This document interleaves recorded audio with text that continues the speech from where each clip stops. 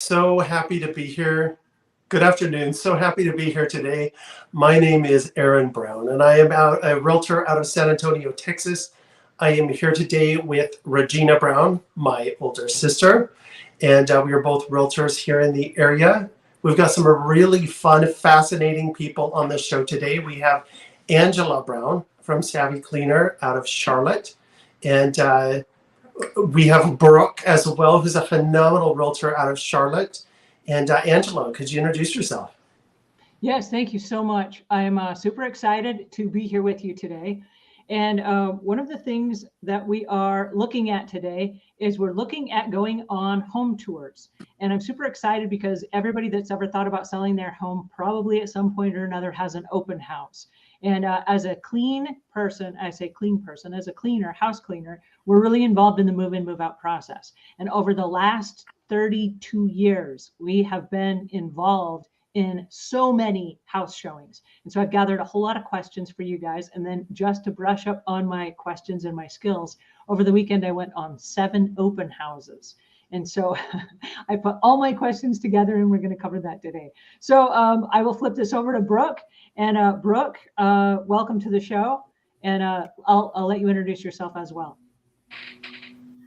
Thank you so much, Angela. I'm so happy to be here and excited about our topic today. I love open houses primarily because I really enjoy working with home buyers, especially first-time home buyers. That's kind of a passion of mine.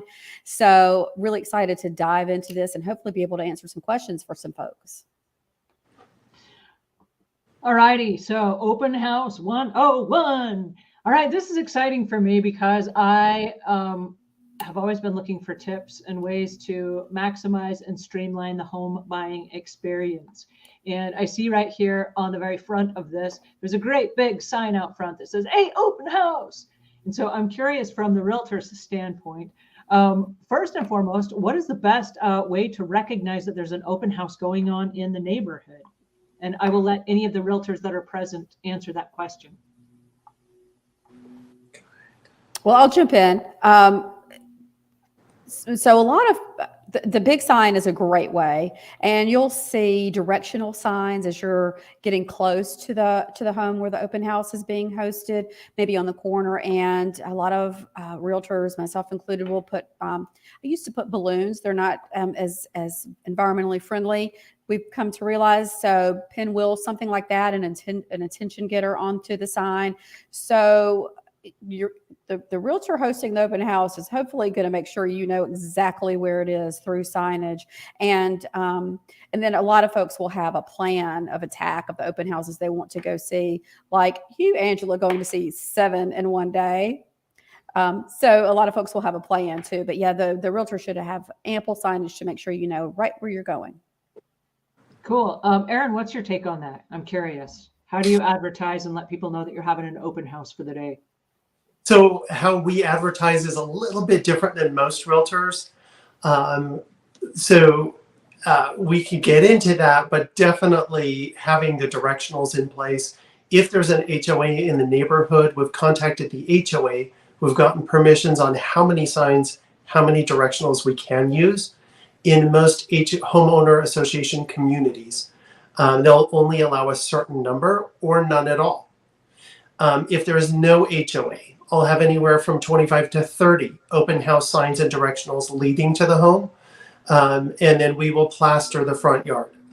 And as far as the neighborhood, there's been a lot of marketing that's done to the neighborhood. Every door in the neighborhood has got a personal invitation already. And then there's been a ton of online advertising, and our entire database knows about that open house when we do one. But in most cases, most neighborhoods, there's going to be some directionals and definitely something in the front yard showing that you have arrived at your destination. Yay, I love that. Now, Regina, you specialize in the high-end luxury market. And so what is the difference between like just a regular neighborhood where you're going to have regular homes and a luxury event where maybe it's off the beaten path or something like that? How would you advertise? Well, we go to the neighborhood Facebook groups and we post there because most people are very active on their neighborhood Facebook groups. We also get with the HOA and we call ourselves the Party Squad. Oh, wow. So with the HOA's permission, we make fabulous welcome flyers. And with the HOA's permission, we party with them and we go literally knock on each door. Most people have a Ring doorbell and we will verbally invite them. Oh, wow. Have a flyer that we will leave usually under a little rock or something so it doesn't leave any damage. And we invite them to come to our party. So we host block parties because most neighborhoods don't allow solicitation. Uh-huh. So we personally just have a very different approach in the luxury market. So it's kind of like buy invite only then. Like you're not letting anybody that's probably not semi-qualified to your party. Well, for those luxury buyers, because when you hand knock on those doors, you'll have an elderly couple answer the door in a huge 2-story home. And clearly they probably need to downsize at some point. And so they might not come to that open house, but it gives us the opportunity to actually talk with them and let them know what's available in the neighborhood, other 1-stories if they want to stay there. So it gives us a lot better understanding what's going on in the neighborhood, and they might want to sell and hadn't thought about it yet. So does that give you some ammunition for, let's say that you are hosting the open house, it's a luxury estate, and then you've talked to several of the neighbors that are there, and then you are aware that there's a couple that might be thinking about selling, they haven't actually listed yet. You have somebody that comes to the showing and they say, well, this isn't quite what I'm looking for. And you say, well, if you like this neighborhood, I have an inside on another home that may be on the market in the next few days. Would you like me to keep you posted on that? Is that, am I on the right? Absolutely. And that's why we work together so well, is one will do the list side, one will do the buy side. And it's a very smooth transaction to make sure that they can stay in that neighborhood if they want. And that was one of my questions, because you can't be the realtor for both the buyer and the seller, correct? You can. Is that a conflict of interest, or how does that work? It's called intermediary, and if it's agreed upon, it's doable. In the interest of the client, we will usually get them with another realtor, just so we can give our full fiduciary to that client. And there's no conflict of interest. But So it's absolutely if it's agreed upon. So you could be a buyer and a seller for anybody, but typically it's not for the same client on the same house purchase. Is that right? And you're saying that's when you get the other person involved, just for the best interest of the buyer? Correct. Mm-hmm. Got it. Okay. Is that also how it works where you are, Brooke? It's called dual agency where I am in Charlotte, North Carolina. In this area, I can represent in the same transaction the buyer and the seller. I have done it. The preference is to assign one of the clients to another realtor within our firm. Okay. And that way you can give 100% of your attention to the one client instead of splitting it between the two. Right. And you go out with the intention of doing your very best for each of those clients, but it's just cleaner transaction if you can have another realtor involved with you.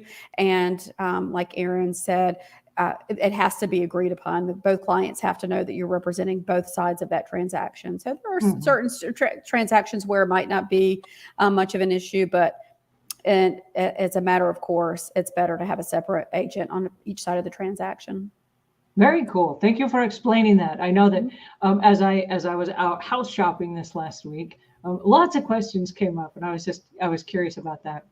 One of them is we talked about how to find open houses, and I know Regina talked about having the social media end of things, and I guess that would be the social media over here in the corner.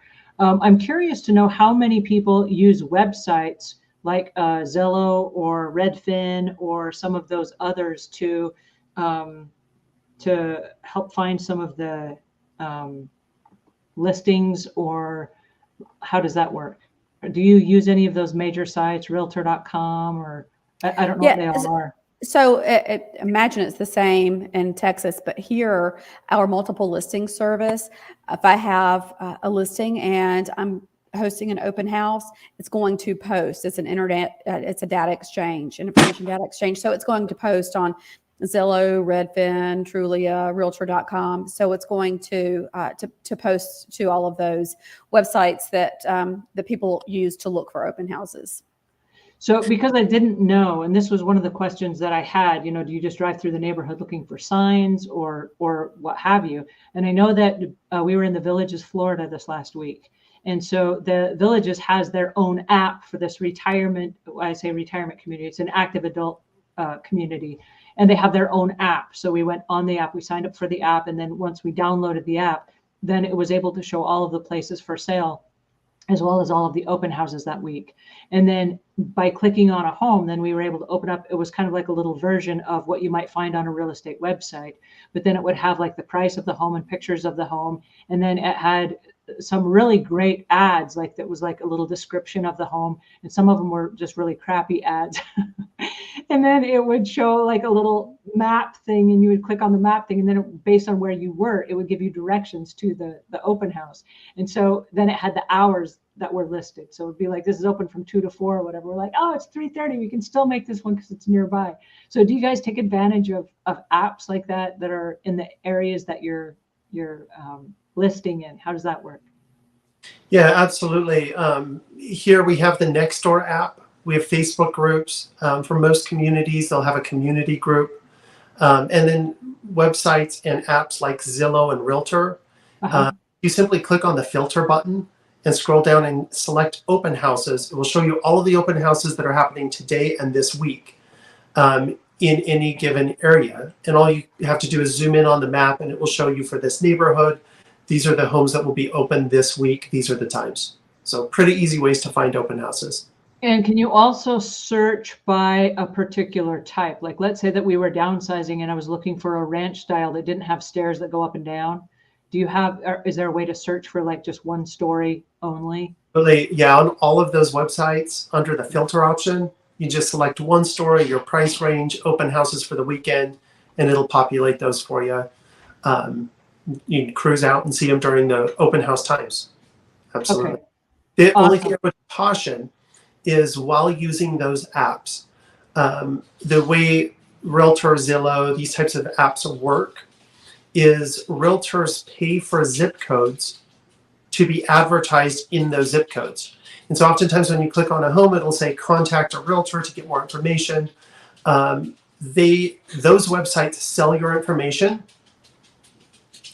because they're marketing companies.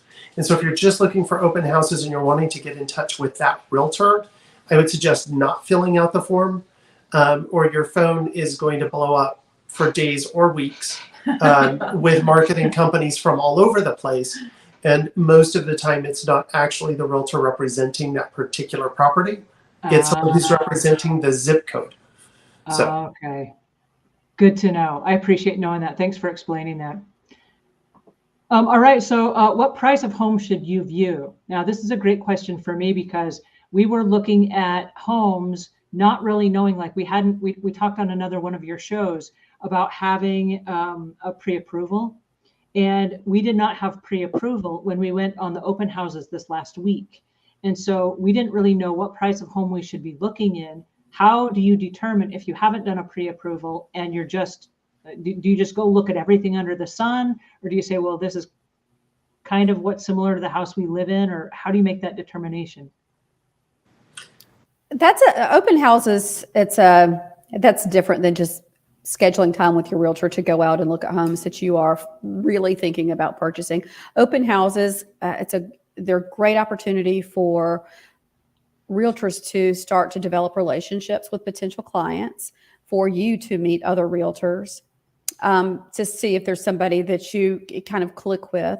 It's a great way for you to learn about different areas, to learn about the different types of amenities that you see in the different price points of homes.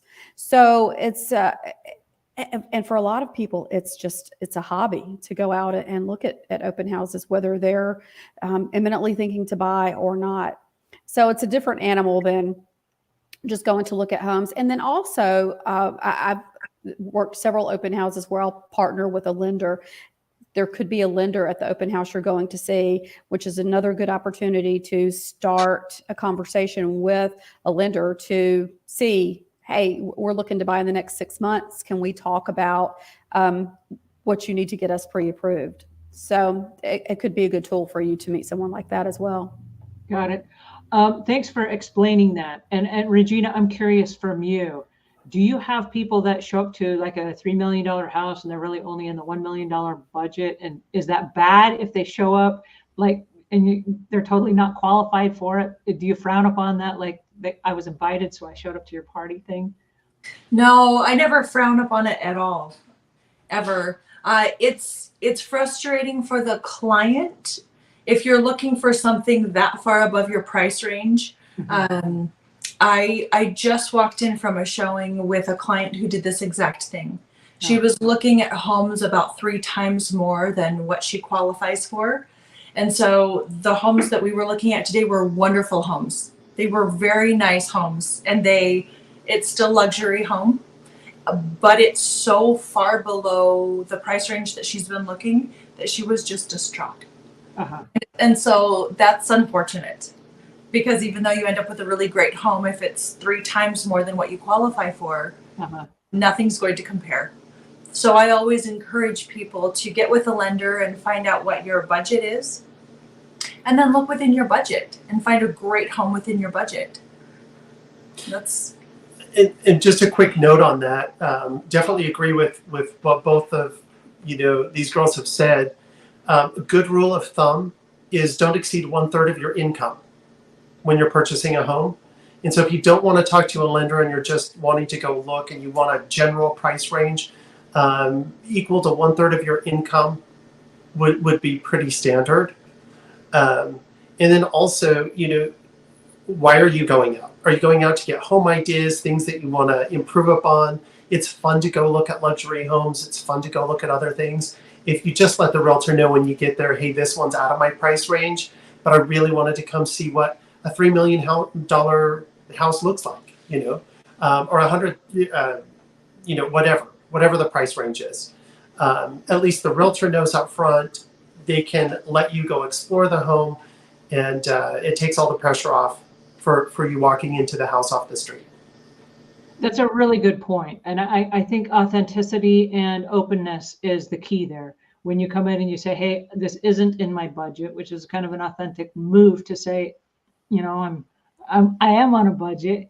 Here's kind of what I'm looking at. And then also explaining, I'm not in the market to buy this year, but probably in the next year or so. At least that's not going to make them feel like, hey, lock down the doors because I'm here to buy today, right? I think and you're starting that relationship. So if this isn't the home for you, then let's talk about what is, and let's put a plan together to try and make that happen. Cool. Is an open house a good place to pick up clients for a realtor? Mm-hmm. Yes. Okay, so it's cool then to go in and make small talk and say, hey, I'm looking for a realtor. I don't have one and I'm open. Absolutely. Okay, cool. All right, so my next question then, is it okay just to show up to an open house, or do I need an appointment when I show up? Like, is it frowned upon if I just show up like, hey, no one was expecting me and ta-da, here I am? Come one, come all. Walk-ins are welcome. Oh, yeah? Yes. Quick note on that. If you're having a successful open house, there's usually quite a few people already there. We invite people to come in. We'll usually have a sign on the door that says, welcome, come on in. We expect people to come in and not have to stand outside. The more the merrier for us. We do engage people pretty heavily in terms of conversation. And so if we're having a conversation and somebody's standing at the doorbell ringing it, we're not going to go answer the door. We're going to continue our conversation. The person in front of us is the most important person in our world. And so somebody can come in or wait outside, that's up to them. But if they read the sign on the door, they'll come on in and start looking at the home. And when we're done with the conversation, we'll happily go meet them. And that comes back to another question that I had, because as we went home shopping over the weekend in order to kind of do some research for today's time together, we showed up at a house and there were a lot of cars out front. And so I assumed there were a lot of people inside, and there were no signs that said, come on in, make yourself a home. There was nothing like that. There were just a whole bunch of cars. And I'm thinking, is this the open house all these people are here, and do I ring the doorbell or do I just walk in, or what is the protocol? Because I'm assuming that there are a lot of people here. Do I stand outside and wait until some people come out? You know what I mean? Like, I didn't have an appointment. I was just showing up. I was unannounced, and then I didn't know what to do. So what is the protocol? What do you do? I too have a sign on the door that says open house, please come in. Like Aaron was saying, hopefully you're engaged in conversation with someone else. So you try and eliminate that question of your open home visitors at the door. So I have a sign on my door, please come on in, so that you don't have to worry about, do I ring the bell? What do I do? In case I'm not there to greet you. We usually have several signs in the front yard, up the sidewalk that say welcome.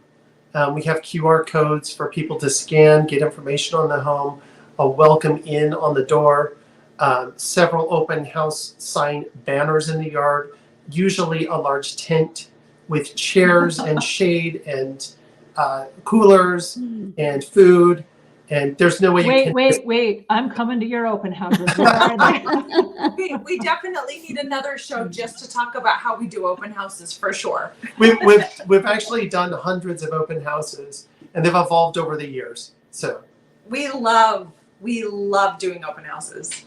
I actually saw one of your open houses advertised on Facebook, and I was so enamored because it seemed like there was like a food cart out front where there was food being served. And I was like, OMG, I think I should show up and get me some food. Is that food only for the people that go through the house, or is that food for everybody that walks by? Is this like a neighborhood block party? Like, I'm curious about that. it's open. In fact, we've had contracting crews show up, and we've actually been able to exchange business from that. And so everyone's welcome. Angela, I request that we get to do a house just on open houses. A show just on open houses. That would be so much fun. We could talk for an hour just on the fun of open houses. On how to stage them. Can we do that next week, since we're talking about open houses right now? And Great. I know that there's a lot of interest, and I know that we're approaching that time of year where lots of people are selling their homes because it's spring and people are trying to move in before the school season. Is that something we could talk about? Because I know there are a lot of realtors that We can always talk about it.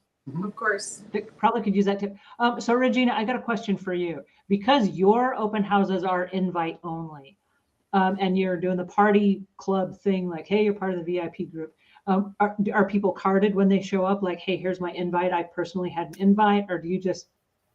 No, and it's not invitation only. It's just specifically for those luxury communities where they're gated. It's normally people have family members they would love to move into these areas, and there aren't usually a lot of homes for sale, and so they're open to everyone. It's just we hand deliver invitations to those specific gated communities.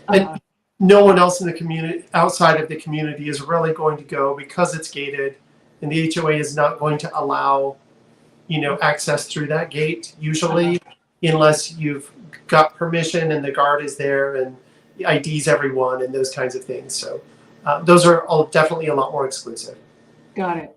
And normally those people want to choose their neighbors, and so they're waiting for a home to come available so their mother or their siblings or an auntie can move into the area. And so normally it's family members who refer someone else to come move in. So choose your neighbors. That just gave me a really awesome idea. Like, what if you were to go round up the neighbors and say, hey, we have an open house. Why don't you guys come over and pick out your new neighbors? And then have like the neighbors show up and, hey, we picked you guys to be our new neighbors. Why don't you guys move in? And then third party endorsement, let the neighbors that have showed up explain how great the neighborhood is and how quiet it is at a certain time of day. We have done that countless times. We'll usually try to find the most active person on social media in a neighborhood and specifically give them incentive to come out and hang out at the house. And they will talk nonstop about the neighborhood. And so we usually park them out front under the shade on a lawn chair and make sure they're amply fed. Maybe a margarita or two, just possibly. And they will entertain all day long. They are the best salesmen for the neighborhoods. You get some good, happy neighbors, and they will sit there. We feed them, And no matter who comes through, they will talk that neighborhood up and talk about all of the fun and activities and everything that the neighborhood provides. And people love coming and sitting and meeting their neighbors. Yeah, and it gives a great sense of belonging and community right off the bat. Absolutely. Especially if you can find somebody who's been in the neighborhood a long time. Yeah. They seem to know a lot of the people, and we try to target people that are on HOA boards and have some presence in the community, and they love to just come hang out all afternoon. Well, and that was interesting for me because even though I am not buying a house right now in the Villages, Florida, one of the questions that I always ask when looking at a new home is how quiet is the area? Because as a YouTuber, I could be filming at any time of the day or night.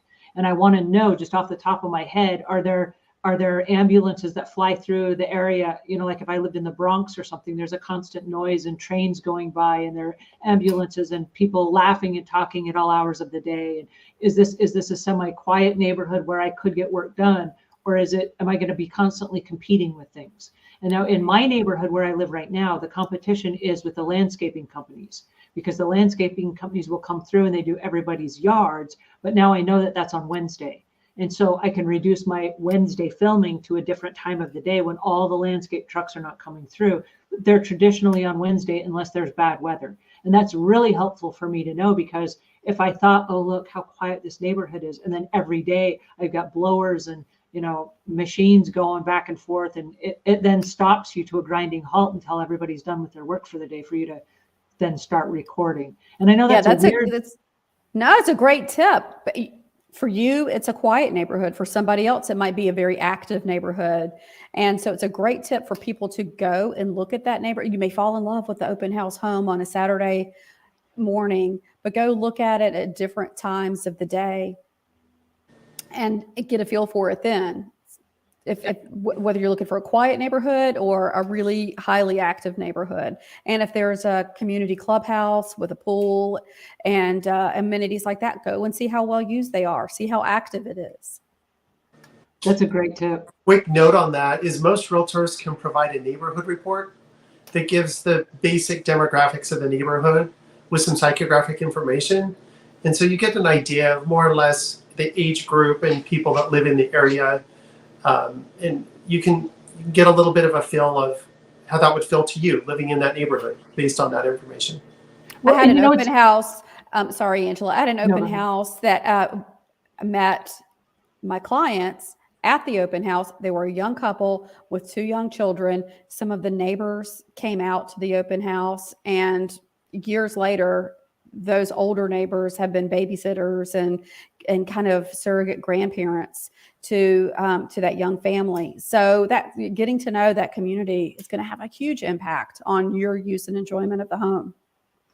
One of the things that I noticed while we were out shopping this last week, and I say shopping, we weren't actually going to buy a place. I was just looking. But while we were out looking, and again, it's the Villages, Florida, one of the things that my husband and I both became keenly aware of is they were not selling the homes as much as they were selling the lifestyle. And so everywhere we went, the homes were kind of small. And I say small because it would be a downsize from what we live in now. They weren't 2-story homes. They were mostly 1-story homes. And they were smaller homes that would be kind of like something that an active 55 plus person would live in as kind of their last final home. And one of the things that we noticed is when we walked in, we're like, hey, tell us about what's going on here. And instead of them saying, well, the home is so many square foot and it has, 2 bathrooms, 3 bedrooms, and the features of the home, they were saying, oh, this neighborhood has active walking trails and has bicycle trails, and it has bocce ball, and it has 80 swimming pools, and it has 9 golf courses. And they were highlighting the environment. And then the community has all these different, I don't even know what you call them, but they're like little town centers where they have like card games, and they have a quilting club, and they have book clubs, and they have Bible clubs, and they have a music club, and then a barbershop quartet, and they have entertainment every night in the square on 3 different squares in this area. And so they were highlighting all these. I mean, by the time I left, I was like, oh, this is like the coolest place on earth. Mm-hmm. And it really had very little to do with the actual house itself. And I realized as I was leaving each of these places, these people are not selling the homes because these are average homes, but they're selling the lifestyle of what this looks like when you settle down and you're done working, 80-hour weeks, and you want to just kind of kick back and then have some fun because you deserve it, kind of a lifestyle. Well, the way we use our homes has changed drastically over the past couple years specifically, but the past several years, more and more people working from home, doing homeschooling. And in the area where I work, in and around Charlotte, we have lots of 55 and plus active community neighborhoods popping up, but even other neighborhoods are really centered on live, work, play. Mm-hmm. So lifestyle is a huge focus now. Of course, home amenities, you want to have a home that you really like and enjoy, but lifestyle is really very much impactful on the home that people are choosing. And most of that information is so readily available. They've already pulled up on the app the size of home, square footage, when it was built, builder, all those basic things. Right. And so a lot of it really is about the lifestyle. The exceptions to that, I guess, is when you get into the luxury market and people want a little more specifics. But again, as realtors, we usually share about 20% of what we know on any given home or area, and try to let our clients do most of the talking. So It's very easy.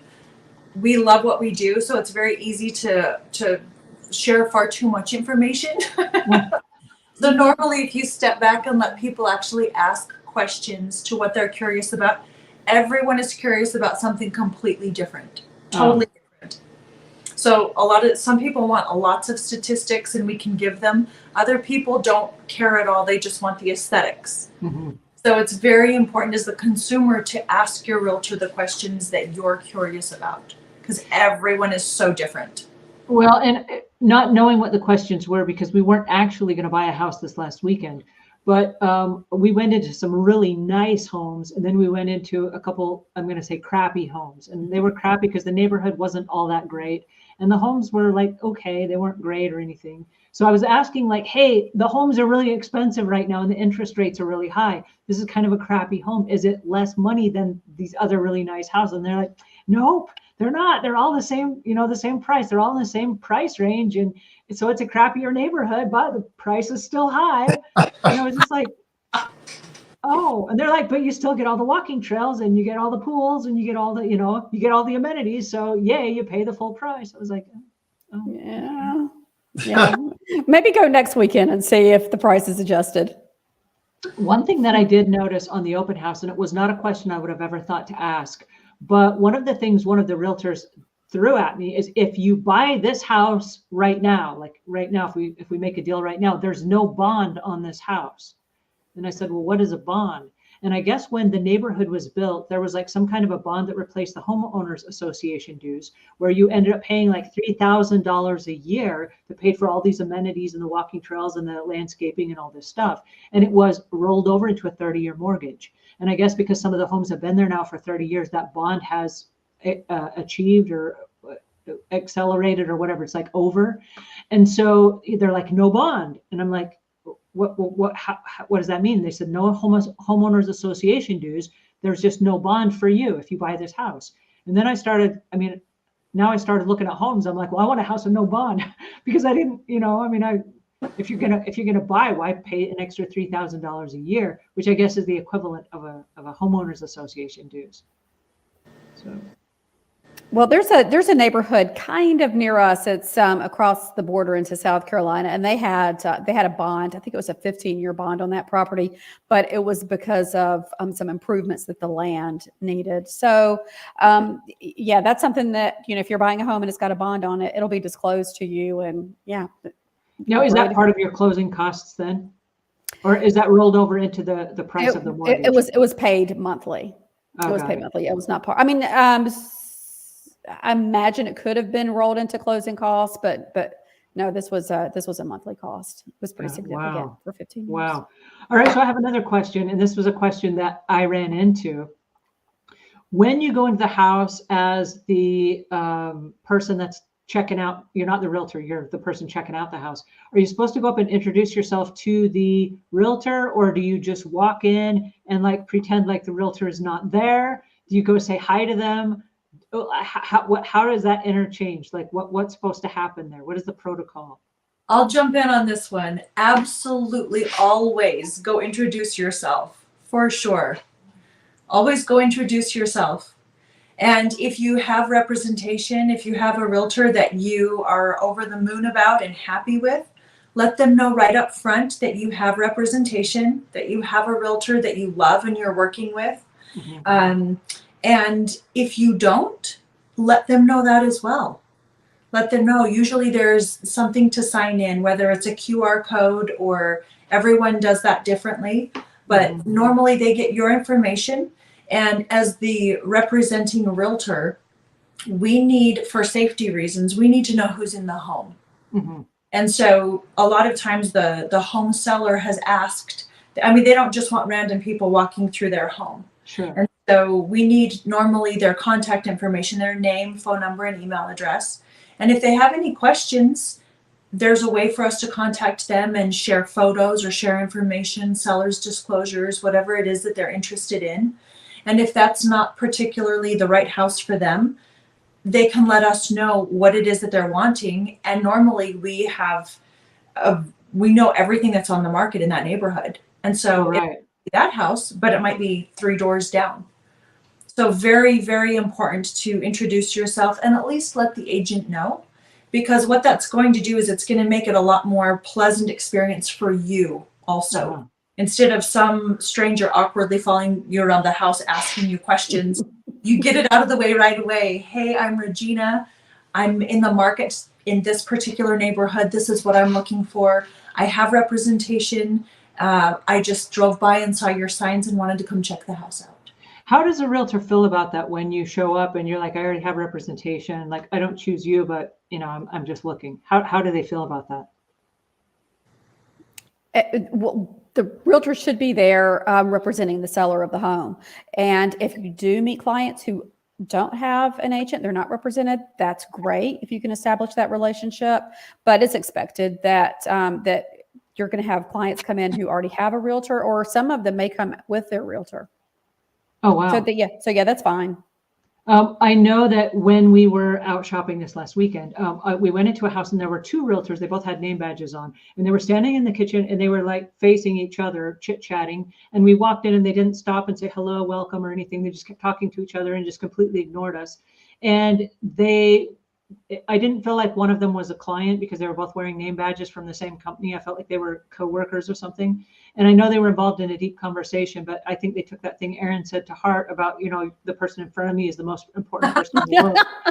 And so we were like, well, do we just like walk in and like help ourselves and look around, or do we wait to introduce ourselves? So there was kind of like this awkward moment and we just kind of stood there in the door, kind of like, not really knowing what the protocol was. And I was hoping at some point they would like stop the conversation and go, oh, you've arrived. Hello, come on in, or something like that. And it never happened. Yeah, that's too bad. We were kind of like just walking in, like we're looking around like, okay, so this just happened. But it was weird and awkward. So I thought I'd ask the question, like, am I supposed to introduce myself and interrupt their conversation, or do I wait for an opening to jump in? Yeah, I've been to a lot of other people's open houses over the years, not only for research, but also looking for clients. And I can't tell you how many open houses I've walked in and had that same kind of reception, where a realtor is sitting in the corner on their phone. They don't look up. They're not engaging. I wonder why they're there. It's unfortunate when realtors are that way. Our job as a realtor is to present someone's house and help sell it. That's why we're there. And so our job is to engage with you, answer any questions you might have, and do that in the most unobtrusive way, but also see if there is a way that we can help you with the house that we're standing in. And real estate is just like any other business. You're going to have some realtors who are just dynamite, like you're going to have some house cleaners who are dynamite, and you're going to have some that just not somebody that you'd want to work with. So that's, earlier I said, going to open houses might give you a good opportunity to meet a realtor that you do connect with, or see the kind of realtor that you wouldn't want to work with. Well, I have to tell you, since you brought that up, I have to tell you about Mary Cook. All right, so we go into this house in the Villages, And this lady pops up out of her chair. She's sitting out in the back lanai area. She pops up and she said, "Oh, I'm so glad you came. I've been waiting for you." And we were like, whoa, she's waiting for us. And we were the only person there. So we're like, how did she know we were coming? So she jumps up and she goes, "I'm Mary, and I would love to take you on a tour of this house." She goes, "The people that live here are the coolest people." And we were like, whoa, well, I'm sorry that they're moving. You know what I mean? And she gave us this amazing tour of the home. And she was engaging and she was very interesting. And she'd written a book. I actually bought the copy of the book that she shared with me. "Oh, well, that's all in my book." I was like, "What? You wrote a book? A realtor that wrote a book?" So then I bought her book right there on Amazon.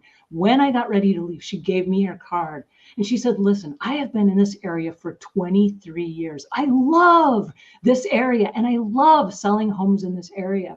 Will you do me the courtesy of keeping my card with you at least for the rest of the day? And if you get thinking during the day about another house, look at my card and remember that I've been here for 23 years and I can probably answer any question about any house on any street." And I said, "Okay." Then I go to the next house and they say, "Are you working with anybody?" And I'm like, "Well, I got this card in the back of my pocket from Mary Cook." And they're like, "Oh, Mary Cook." And then they're kind of like, "Yeah, Mary's got you covered. She's got everybody covered." And I was sitting there thinking to myself of the experiences that we had, the people that ignored us, and then the people like Mary Cook that was like, "Hey, I've been waiting for you to arrive." Of my choice, like just if I were to draw a name out of a hat, I would pick Mary Cook. And what's really weird, Mary doesn't know this, but I'm telling you about it right now on YouTube, right? On this podcast, because she was so good at what she did. And I was just really impressed with her finesse and her style and her charisma. So It's a fantastic go, story. Mary. Proud to be a realtor. Go, We Mary. should all try to be Mary Cook. Yeah. I have a happy bill. This is for Mary Cook. It's Mary in the Villages. If you're in the Villages, Florida, look up Mary Cook. Hey, Mary. All righty. So I have another question, and this came up during the weekend while we were out and about. Is it a good idea to have good cop, bad cop? And that's where my husband and I were asking each other, do you like the house? Oh, yes, you like the house, and I'll not like the house. And that way it doesn't oversell us so that we get too much of a high-pressured sales pitch. Is it good or bad to play good cop, bad cop? Like, what's the philosophy on that? Oh, I guess I could speak to that. Absolutely. When it comes to someone's buying needs and wants, our job is to try to help you through those obstacles and what really is in your best interest. We are not trying to sell you on something that you don't want. In fact, we're not trying to sell you at all. My job is to help you get to your destination in the safest way possible, with using the least amount of resource for you. And so if you come in good cop, bad cop, all it's going to do is hurt the process for you. Because I'm not going to try to sell you on this house. What is going on in your lifestyle? What's the proximity to work? What's going on with your family? Do you want to be close to relatives? There's a lot of questions that I need to know to figure out what is in your best interest and how best I can help you. It's not, hey, let me try to sell you on this home because this house is for sale. If this home works for you and your lifestyle, I would love to help you get it, and I can help you get it. If it's not, we can help you with the right solution and help you get something that works best for you. the house sells itself. Like, our job isn't to talk you into buying a house. All of the things that he just said. I mean, there's no reason under the sun to play good cop, bad cop. Because No, if you feel like you are being sold, that you might need to take a look at that relationship. yes. I liken it a lot to doctors. If you go to a doctor and you're just, you've gone to the office a few times and the staff doesn't seem very friendly, your doctor doesn't have good bedside manner, there's nothing to say that you have to go back to that doctor. Yeah. Maybe choose a different one that you resonate better with. Is he hearing you? Is he answering your questions? Do you resonate well together? Something that Regina and I have found working together is Oftentimes we'll have a client that just doesn't, get along, or the rapport just isn't there with one of us, but they get along really well with the other person. Hmm. And so one of us will just step back and say, hey, that's totally okay. Let's see if you work better with someone else. And I can't tell you the amount of clients that we have just that didn't get along with either one of our personalities, and we cut those people very quickly. Mhm. Oh, that's huge. It's Yeah. go with your gut. Yeah, it needs It's to be a very- good working relationship. I mean, this is a really huge financial purchase, and you need to be working with somebody that you feel good about and you feel like you can trust and connect with and communicate well. I'm going to throw a monkey wrench at you because we did play good cop, bad cop this whole weekend. And it wasn't to screw with the realtor as much as it was to me to find out where my husband was in the buying process, Mhm. because I know for a fact he wants to retire in the villages. Okay. On numerous occasions, he's mentioned that. He's taken me to the villages at least a dozen times over the last 10 years to look for homes. And we've gone and looked at homes every time we've gone. And so before we got out of the car, I said, how interested on a scale of 1 to 10 are you in closing on a house today? If I was in a position today to buy a house, are you willing to sit down and start the process today?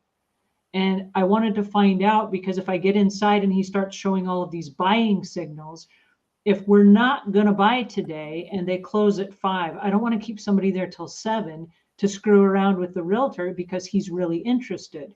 I really want to know, if you're not going to buy today, I need to give buying signals that are like, hey, we're just looking. And I need to be the bad cop that kind of backs us out of there so that we can let people get home at a reasonable hour. Well, and piggybacking on that, not necessarily with your time frame, but when you started this conversation, you said good cop, bad cop, how you feel about the house. And very often people go into a home buying situation and it becomes very emotional. They they fall in love with the house. And so it is good to have that back and forth of, yeah, that's great, but what about this? Right. So to have that Well, back and forth, if it's with somebody that you're home shopping with, or if it's just a set of criteria that you have in mind for a house, that you're not just making an emotional decision, that you're making a pragmatic decision as well. So here's an example. If I move my camera here, you can see that the screen behind me is actually a screen. It's not a green screen. It's an actual 10-foot by 8-foot screen. And so as we've gone looking for homes, I need a flat wall that is 10 feet by 8 feet, at least, if I'm going to put my screens behind me for my filming. And so as we were going into homes, Pat, my husband, would say, oh, look, there's a wall that would fit your big backdrops. And the realtor's like, backdrops, tell me about the backdrops. Well, that to me is a buying signal, right? And so then I would have to say, so thank you for bringing that up. I'll keep that in mind. But I'm like trying to, if we're not going to close today, don't keep giving clues that, oh, yes, this will fit my backdrop. And, oh, yes, I can put my cameras over here. The light will come in through that window. You know what I mean? Don't sell me on it if you're not, in fact, going to try to buy it today. Because I can turn around and I can sell myself all day on it if today's the right day. And so I was just curious to know how the realtor feels about that, because my focus was, none of these people know us, and except for Mary Cook, I'm not sure that I would just jump in and have any of them be my realtor. I don't want to give them a bunch of buying signals, because I mean, it's an open house, right? They're there to sell a house, and I don't want to make them think, oh, look, we've got a hot lead or something, if I'm not in fact a hot lead. I'm just here for the weekend, and then I'm flying back and I'm going to go work for another 5 years or whatever. You know what I mean? To piggyback on that just a little bit, I would say that if you are planning to move to the villages at some point, to let the realtor know that, hey, I'm not going to retire for another 5 years. We're kind of thinking about the villages down the road.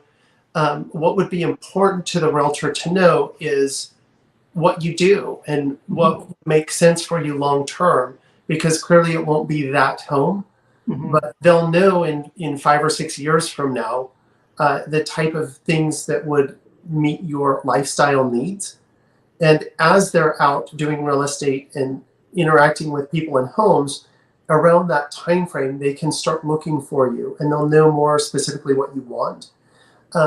These relationships are very long term in real estate, and we go very, very deep with our clients. And so we only work with people that we would enjoy hanging out with and being friends with, because we get really personal about their finances, their families, their kids, their relationships, what they're going through, And so again, it's not just about the house; it's about the lifestyle, and that's all inclusive of your lifestyle. And so again, it's finding that realtor that you can really click with, where you're like, yes, I could be friends with this person for the next 10 years.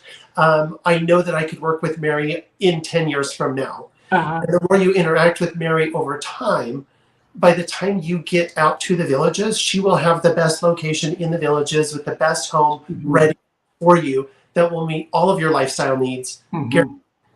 I can't tell you how many times we've had this exact same thing happen with clients. Your situation, I'm years away. That's lovely. I want your dream list. What does that look like to you? Well, this doesn't exist. And we say, you're right. It doesn't exist today, but you're not looking for 5 years. You don't retire for 5 years. And we stumble upon, we're in many, many homes every day. Many times we've stumbled upon exactly what they're looking for, maybe 18 months later. I'll call them and we'll say, meet us at this house. But I told you it's 3.5 years from now. That's totally fine. Please come see it. And they go, oh my God, this is exactly what we want. It's all of our needs. But we're not retiring for 3.5 years. Perfect. They've purchased the home and they've turned it into an Airbnb. They've turned it into a rental. They've turned it into something that's now producing income for them. And they've got 3.5 years left, but it's the prime location. It's the home, everything that they want. And it's funny that you bring that up, because that's how we bought our first home. We were driving through neighborhoods and we found this home and we loved the home. We loved the neighborhood, and it was being built. And they didn't have any more lots available at the end. And so we went looking at other developments that they were also doing. And the people, we kept watching this one house being built. It had all the features, all the bells, all the whistles, everything that we wanted at the perfect location. And we got a call one day, and this is right before we were married. We were about 6 months before we were married. And we weren't going to buy a house till after we were married. We were just looking. And we would use our dating time to go look at homes, which is crazy. But anyway, they called us and they said, the financing fell through for the house that you love on the street that you love. Do you want the house?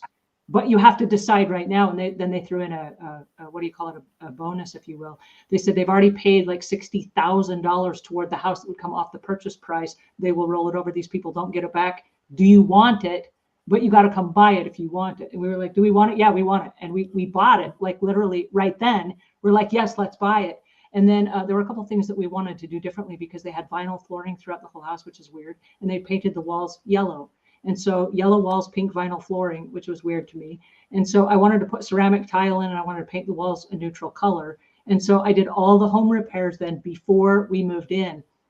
Nice. And by the time we got married, we had our dream home in the neighborhood that we wanted and $60,000 off the price. I was like, a booyah. And so we did that exact same thing when we were like 6 months from being married. And people were like, you're buying a house and you're not even married yet. We're like, I was like, I'm totally going to move in. Pat can stay in his condo. I'm going to move in. This is my house for 6 months. And I said, right? Yes. Yeah, it was really awesome. You know what's cute is you and Pat are still looking at houses on your date time. Yes. Just in Florida now. How many years? Just in Florida. We celebrated our 21st wedding anniversary actually while we were in the villages looking at houses. Wow. Yeah, Congrats. I wish I had a happy bell. There's the happy bell right there. That's awesome. Yeah, if I could do it all over again, I would marry him again in a heartbeat. He was the best decision that I ever made. Yeah. And if you can go house shopping with the best person, the best friend that you've ever had, I say do that. Yeah, absolutely. It should feel good. It should feel good. Yeah. Well, and the interesting thing is, and this is where I asked the question about how much do you do good cop, bad cop? Because the realtors were very accommodating, and they would ask us questions like, you know, what do you do for a living? And Pat's like, oh, she runs her own company. She can work anywhere. Like, don't say that, because, you know, and he kept giving all the wrong signals. Oh, she just needs a place where her office is. She can clean in any room of the house. It doesn't matter how big or how small. I'm like, shh, don't, you know. And then we got into the cleaning thing, because he told everybody that I clean, right? Oh, she runs a cleaning company. And then they were like, oh, well, these people have this, you know, and we would talk cleaning or whatever. And there was one particular house, and I was going to ask about the cleaning, because there was one particular house. It was so dirty. It was so dirty that, I mean, smudges on the mirrors, and there were fingerprints on the doors and the light switches. And it looked like the carpet hadn't even been vacuumed. I mean, it literally looked like a foreclosure, and somebody just bolted and scraped everything out, and boom, I was so disappointed. That, I mean, there was a part of me, Pat's like, don't clean. And I'm like, I got a duster out in the car. I'm going to go get it. I'm going to just tidy up a little bit. There are more people coming. They can't see the house in this condition. I mean, there was this violent part of me that's like, you can't have an open house with a dirty house like this. And just walking past the China hutch, and somebody had like used, you know, they'd done like this with, I don't know, their hand or something, and it was all smeared and filmy. And I was just like, no, do not let another person in here until I clean this place. It was hideous. And Pat's like, you can't imagine that someone would have an open house with this dirty of a house. I'm like, this was shameful. I was really, really embarrassed for the realtor. I was embarrassed for the homeowner. I was embarrassed. It was shameful. I'm glad I got that out of my system. I feel better. Yeah, it's amazing what you see out there. You know, people will let you into their home in all states of cleanliness. But I have to go back to Mary Cook, for example, because in the Mary Cook house, the house was immaculate. It was immaculate. And she asked, and Pat told her, oh, she runs a cleaning, whatever. And Mary puts her hands on her hips, and she said, inspect this house. And I said, I already did. And she said, how did I do?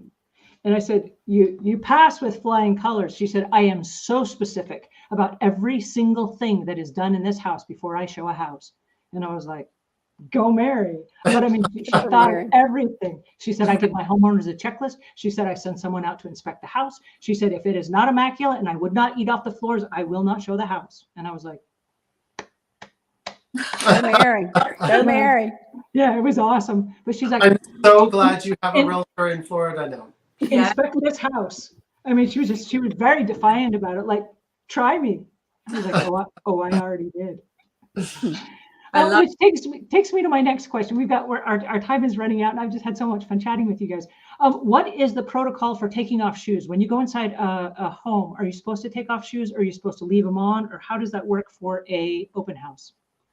Booties, disposable booties. I have a basket of that you put over your shoes. Oh, that's a great idea. We use those in house cleaning. Usually provide a big basket of new booties for almost every home. Just across the board, it's the most respectful thing to do. Mm-hmm. That we don't have to worry about anyone tracking anything in. I will tell you though, you need to watch out, no offense, for kiddos and husbands, because they'll walk in the backyard with those booties and then come back in the house with those booties, packing leaves and dirt and all kinds of fun stuff. So the purpose of the booties is to keep the floors clean. So keep an eye out at that back door when they come back in. Yep. Is it wrong to have a little sign out front that says take the booties off, or leave a little basket, put your booties here, and then when you come back inside, put them back on? It's not wrong at all, but most people don't pay attention to it. Oh. They're looking at the backyard and they're excited about the pool or the landscaping or whatever it is. So we just remove all of that for them and just remind them to slip them off before they head out and put them back on when they head back in the house. So most people have had their floors professionally cleaned. And so, yeah, it's just easier. If you ask people to remove their shoes, it's a lot of effort and work, and a lot of people aren't comfortable with that, and they're not prepared to do that. So booties across the board is the best option for sure. We usually have a little basket with a sign that says fresh shoe covers with a smiley. And we put it right in the center of the entry. So you have to literally walk over the top of it to get it. I mean, love it's that. a little off center, but you're tripping over it if you walk through that door. Got it. Okay, cool. All right, one other question. What about taking photos? Let's say that I'm in the Villages, I find a house that I think is perfect. Am I allowed to take photos? Do I have to ask to take photos? Is it not allowed? Is it frowned upon? What is the I am protocol? super glad you asked this question. We get this a lot. First of all, before we do an open house, we've already talked to the sellers about removing all of those personal items. When people come to the home for an open house, we encourage them to jump on Facebook Live. We encourage them to jump on FaceTime with their friends and their family. We encourage them to take videos and photos of the house so that they're going to remember it. Hey, we know you're out looking at 20 open houses today. You're going to remember this one if you turn your camera on. And so we actually encourage people to walk around. And if you have a whole bunch of people walking around your open house live on Facebook, it draws a lot more attention to the open house, by the way. And so we highly encourage people to do that. Specifically, the homeowners knowing that and have removed those personal family photos and things like that. Right. I love the conversation we've had today, you guys. I'm super excited about this, and our time is up. Is there anything that you guys would like to add before we close? We'll go with you, Brooke, and then we'll jump over to Erin and Regina. Well, as I said earlier, a lot of people go into open houses or the home buying process, and it's they can just fall in love and be emotional. I've got a checklist for open houses that I think is going to be available here today, so you can check that out and just make sure that you're looking at the house with your mind as well as with your heart. And I believe Erin or Regina said it earlier. Check the house out at different times of the day, and make sure that you're buying a home that fits your lifestyle. So I think that's it for me. I think I have a link. I'm looking for a link to that freebie that you just offered. And I will add that in the notes here. Awesome. Thank you. And Erin, tell us where people can go and find you. Yeah, absolutely. So at Ask Erin Brown on basically any social media is where you'll be able to find me. So, and you're in San Antonio, Texas, right? San Antonio. If you Google my name, my phone number should pop up. Awesome. And Regina, where are you, and how do people find you? I'm Regina Brown. I'm a realtor here in San Antonio, and Regina Brown at gmail.com. Okay, cool. All right, I want to make sure that we have information for you guys, so I will leave those in the notes below. And again, I'm Ask Angela Brown on all the social medias as well. So thank you for joining us today. We are going to, I'm thinking next week, I think based on what Regina said, we're going to show you how to do an open house and give you all the secrets behind actually how to run one from the realtor's perspective. And that would be so fascinating. I would love to learn about that. So I hope you guys invite me back because I want to be a part of that. And we will see you guys again, same time, same place next week. Until then, have a great week. Thank you. Take care, you guys.